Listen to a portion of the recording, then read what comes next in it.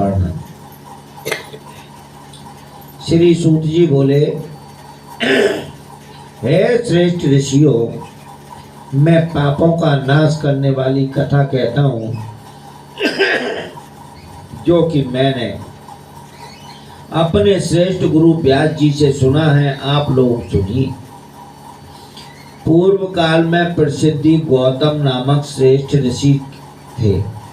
उनकी परम धार्मिक अहिल्या नाम की पत्नी थी।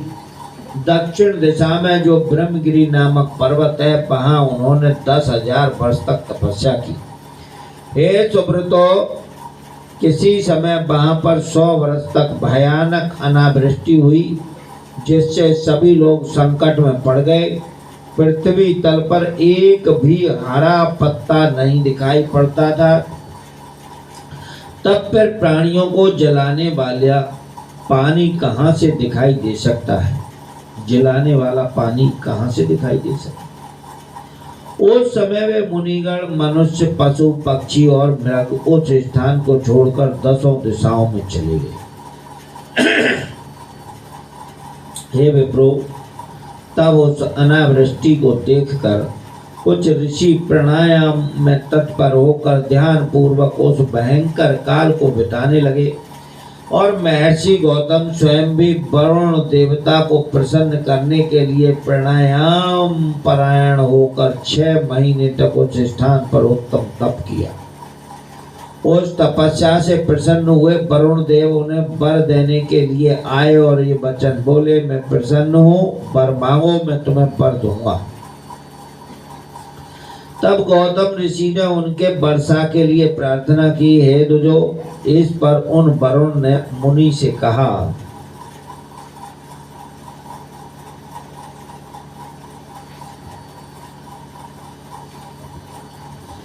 वरुण बोले, हे महर्षि, मैं देव की आज्ञा का उल्लंघन कर किस प्रकार वृष्टि करूं? आप तो बुद्धिमान हैं, अतः कोई प्रार्थना कीजिए जिसे मैं आपके लिए प्रदान कर सकूं। सूत जी बोले, उन महात्मा वरुण का ये स्पष्ट वचन सुनकर परोपकार करने वाले महर्षि गौतम ने ये वाक्य कहा। गौतम बोले, हे देवेश, यदि आप मुझ पर प्रसन्न हैं और मुझे वर देना चाहते हैं तो मैं आज जो प्रार्थना करता हूँ उसे पूर्ण कीजिए। क्योंकि आप जल राशि के स्वामी हैं, इसलिए हे देवेश, सर्वदेवेश, मुझे अक्षय, दिव्य एवं नित्य फल प्रदान करने वाला जल दीजिए। सूत जी बोले, उन गौतम के इस प्रकार प्रार्थना करने पर वरुण ने उनसे कहा कि आप एक गड्ढा खोदिए। उसके ऐसा कहने पर गौतम का 1 हाथ गहरा गड्ढा खोदा। जब वरुण ने उस गड्ढे में दिव्य जल से भर दिया, इसके बाद जल के स्वामी वरुण देव ने परोपकारी तथा मुनियों को श्रेष्ठ गौतम ऋषि से कहा।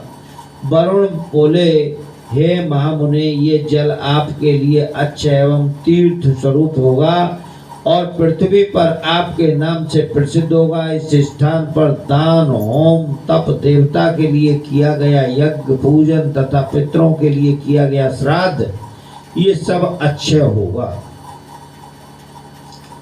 सूत जी बोले, ऐसा कहकर उन महर्षि के स्तुति होकर वरुण देव अंतर ध्यान हो गए और महर्षि गौतम ने भी दूसरों का उपकार का सुख प्राप्त किया। बड़े लोगों का आश्रय मनुष्यों के गौरव का हेतु होता है, इसलिए महापुरुषी स्वरूप को देख पाते हैं, नीच लोग नहीं। मनुष्य जिस प्रकार के पुरुष का सेवन करता है वैसा ही फल प्राप्त करता है। बड़ों को सेवा से बड़प्पन तथा छोटों की सेवा से लघुता प्राप्त होती है। सिंह की गुफा के पास रहना गज मुक्त की प्राप्ति करने वाला कहा गया है और सियार की मांद के पास रहना अष्ट लाभ कराने वाला कहा गया है। सज्जन पुरुषों का ऐसा स्वभाव होता है कि वे दूसरों का दुख सह नहीं सकते। वे स्वयं अपने दुख सह लेते हैं किंतु दूसरों के दुख को दूर करते हैं। वृक्ष, सोना, चंदन और ईख ये पृथ्वी पर दूसरों के उपकारों को कुशल होते हैं। वृक्ष, सोना, चंदन और ईख, ये पृथ्वी पर दूसरे के उपकारों में कुशल होते हैं, ऐसे अन्य कोई नहीं। दयालु, अभिमान रहित, उपकारी, जितेंद्रिय, इन 4 पुष्य स्तंभों ने पृथ्वी को धारण किया।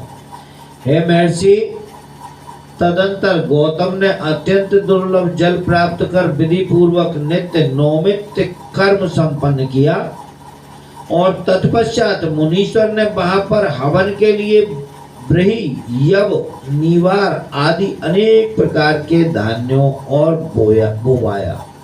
इस प्रकार विविध धान्य, अनेक प्रकार के वृक्ष, भिन्न भिन्न प्रकार के पुष्प एवं फल आदि वहां उत्पन्न हो। ये सुनकर वहां अन्य हजारों ऋषि भी आ गए और अनेक पशु पक्षी एवं बहुत से जीव भी पहुंच गए। इस प्रकार पृथ्वी मंडल पर वह वन अत्यंत सुंदर प्रतीत होने लगा। जल से अक्षय होने के कारण वहां दुख देने वाली अनावृष्टि नहीं रह गई। उस वन में अनेक ऋषि लोग भी उत्तम कर्मों में तत्पर होकर शिष्य, भार्या और पुत्रादि के साथ वहां निवास करने लगे। उन्होंने अपना जीवन बिताने के लिए धान्यों का वपन किया और इस प्रकार महर्षि गौतम के प्रभाव से उस वन में पूर्ण आनंद व्याप्त हो गया। और इसी प्रकार शिव महापुराण के अंतर्गत चतुर्थ कोट रुद्र संहिता के त्र्यंबकेश्वर महात्म्य में गौतम प्रभाव वर्णन नाम का 24वां अध्याय पूर्ण हुआ। बोल शंकर भगवान की जय हो।